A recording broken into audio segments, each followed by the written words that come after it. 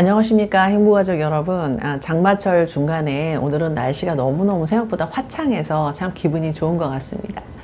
여러분과 함께 2022년 6월 21일 날 추경호 기획재정부 장관께서 여러 다른 관계부처 장관들과 함께 회의를 개최하셨어요. 제3분기의 내용에 대해서 부동산 정상화 과제를 확정 지으셨는데, 이 내용들에 대해서 전체 다 할 수는 없고 그 중에 종합부동산세에 대해서 좀 초점을 맞춰가지고 여러분과 함께 오늘 알아보려고 이렇게 나왔습니다.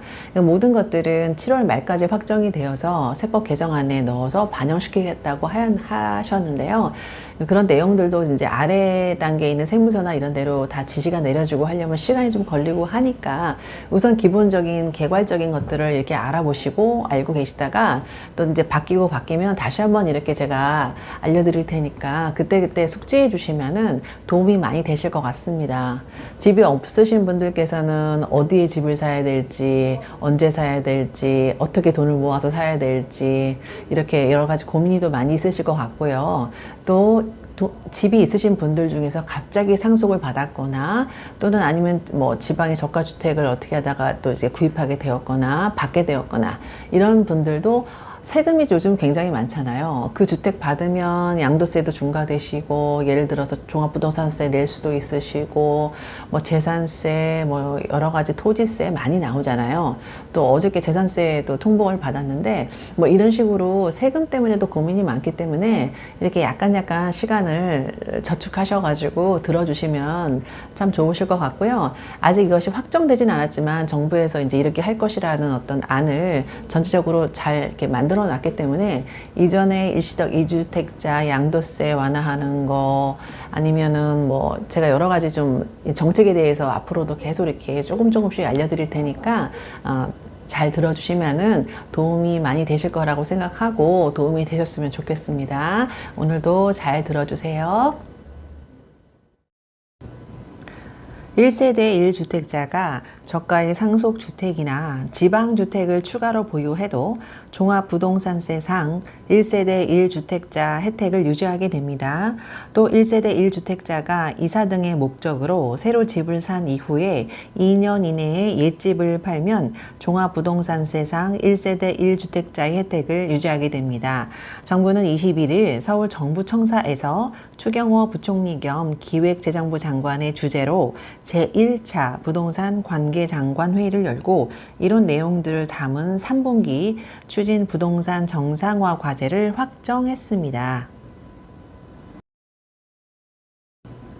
기재부에서 나온 자료 중에서 목차를 좀 보면은 3분기 추진 부동산 정상화 과제 중에서 세제의 정상화, 금융 정상화, 공급 확대 및 규제 완화 중에서 세제의 정상화 그 부분을 보려고 합니다.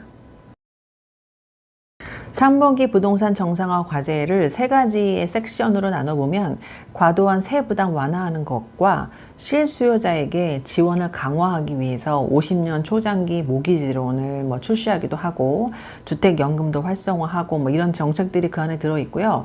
또 3번째는 공급 확대를 하고 규제도 완화한다는 것입니다. 그 중에 오늘은 종합부동산세에 대해서 알아보려고 합니다. 종합부동산세는 3가지의 공제를 올해부터 적용할 수 있도록 종부세 개정을 추진한다고 하는데 그 중에 첫 번째는 고령자 공제입니다. 만 65세 이상의 고령자에게 최대 40%의 공제를 해주고요. 5년 이상 장기 보유를 한 주택에 대해서 공제를 최대한 50% 해주고 1주택자 기본 공제가 있습니다. 이렇게 3가지 공제가 있는데 이 정부가 개인들의 보유세 부담을 적정 수준에서 환원해주기 위해서 세율 인하 등의 근본적인 종부세 개편 정부안은 7월 세법 개정안을 통해서 확정하기로 했습니다. 그 중에 불가피한 사유로 소유한 주택에 대해서 종부세 산정에서 제외한다고 합니다. 22년 11월 고지분부터 적용이 되는데요. 다주택자의 세율인 1.2%에서 6%까지 내게 되는 종합부동산세 대신에 1주택자의 세율인 0.6%에서 3%를 적용하게 됩니다. 고령자 장기 보유 공제도 최대 80%까지 받게 되고요. 기본 공제액은 6억에서 14억으로 늘어납니다. 1세대 2주택은 기본 공제액이 6억이거든요. 근데 1세대 1주택에 대해서 하는 그 기본 공제인 14억으로 늘어나게 된다는 것입니다. 지난번 동영상에서 말씀드렸던 공정시장 가액 비율은 또 인하를 한다는 거예요. 100%에서 60%로 인하하게 되고요. 1주택자가 3억 원을 이번 해만에 한시적으로 특별공제를 받게 돼요. 그래서 기본 공제액은 11억인데요. 2022년만 한시적으로 공시가격에서 14억 원까지 공제가 되게 됩니다. 정부에서 말하는 불가피한 사유라는 것은 세 가지인데요. 일시적 2주택, 상속주택, 지방 저가주택입니다. 이것은 종부세를 부과할 때 하는 거고요. 종부세 부과할 때 1세대 1주택자 판정할 때 주택수에서 제외한다는 것입니다. 일시적 2주택이란 무슨 뜻이냐면요. 이사 같은 걸 통해서 신규 주택을 취득한 이후에 2년 이내에 종전의 주택, 가지고 있었던 주택을 양도, 팔게 되는 경우입니다. 그리고 정비사업으로 인해서 1+1 있잖아요. 1+1으로 두 채를 받은 경우에 조합원들은 일시적 2주택이 해당되지 않습니다. 집 두 채를 합한 금액 기준으로 세금은 매기게 됩니다. 공시가격은. 그렇지만 각종 공제와 세율은 1주택자와 같게 적용시킨다는 것입니다. 상속주택의 측면에서 보면은요, 저가주택이나 소액지분, 소액지분은 40% 이하를 말합니다. 소액지분은 기간의 제한이 없이 종부세 산정 시에 주택수에서 제외가 됩니다. 수도권은 공시가격 6억 원이고요. 공시가격이 6억 원이면 시가는 8억 6천 정도 되거든요. 그 이하의 가격이 저가주택이고 비수도권은 공시가격 3억 원을 말해요. 그러면 시가는 한 4억 3천 정도 된다고 합니다. 그 이하를 말을 합니다. 지분 요건은 40% 이하가 되고요.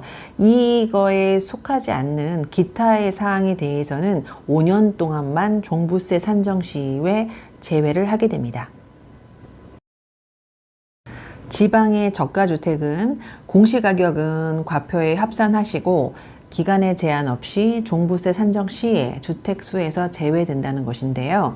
1세대 2주택자이시고 플러스로 공시가격 3억 원 이하고 소재지 요건으로는 수도권이나 특별시, 광역시 이외의 지역에 소재한 그런 저가주택을 말합니다. 그 중에서 특별시에서는 읍면지역은 제외되고 광역시에서는 군지역은 제외됩니다. 군지역이면은 저가주택 되는 거고 읍면지역이면 저가주택이 해당되는 것입니다. 주택에 부과되는 세금은 취득세, 종부세, 양도소득세가 있어요. 위의 내용은 종합소득세에 대한 주택수 산정 시에 그 주택수에서 제외한다는 내용이고요. 나머지 취득세, 취득할 때 내는 세금이나 양도, 팔 때의 세금은 2주택으로 보셔야 되고요. 취득세, 종부세, 양도세 또는 중과세율에서 주택수 산정할 때 그 기준에 따른 주택수의 포함 여부를 꼭 확인하십시오. 이외에 취득세 부담을 경감하는 게 있어서 반가운 마음에 이 내용도 좀 오늘 소개시켜 드리고 있는데요. 생애 최초 주택 구입자를 대상으로 한 취득세 감면 혜택을 확대하기로 했습니다. 추 부총리가 과도한 부동산 세액 부담의 경감을 위해서 취득세는 생애 최초 처음으로 주택을 구입할 때 소득이나 가격의 제한이 없이 누구나 200만 원 한도 내에서 면제 혜택을 받도록 해서 수혜 대상을 대폭 확대하겠다고 했습니다. 또 하나는 공시가격 제도를 개편한다고 하는데요. 그 현실화해서 계획하고 그 탄력적으로 조정을 한다는데 집값 상승과 함께 현실화 계획 이행으로 최근 2년간 공시가격이 너무 높게 상승하면서 국민 보유 부담이 증가했다는 겁니다. 해서 개선점으로는 기존의 목표 현실화율이나 목표 달성 기간의 적절성을 재검토하고 경제 위기 상황이 올 경우나 부동산 가격 급등을 할 경우에는 탄력적으로 조정할 수 있는 장치를 신설 검토한다고 합니다. 그래서 연구 용역을 착수하고 6월 이후에 관계부처 협의해서 공청회 중앙부동산 가격공시위원회 심의를 거쳐서 수정 보완 방안을 마련합니다. 오늘은 이제 새로 7월에 확정되겠지만은 세제 개편안이 어떻게 될 건지에 대해서 종부세를 중심으로 한번 살펴봤습니다.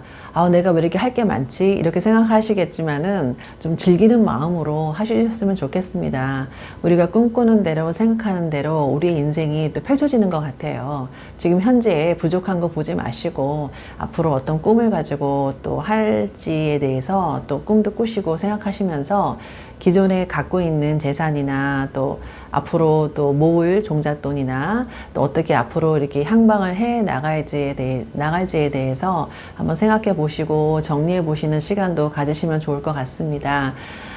이 더운 여름 건강하시고 경청해 주셔서 너무너무 감사드리고 모두 행복한 부자가 되시기를 바랍니다. 감사합니다.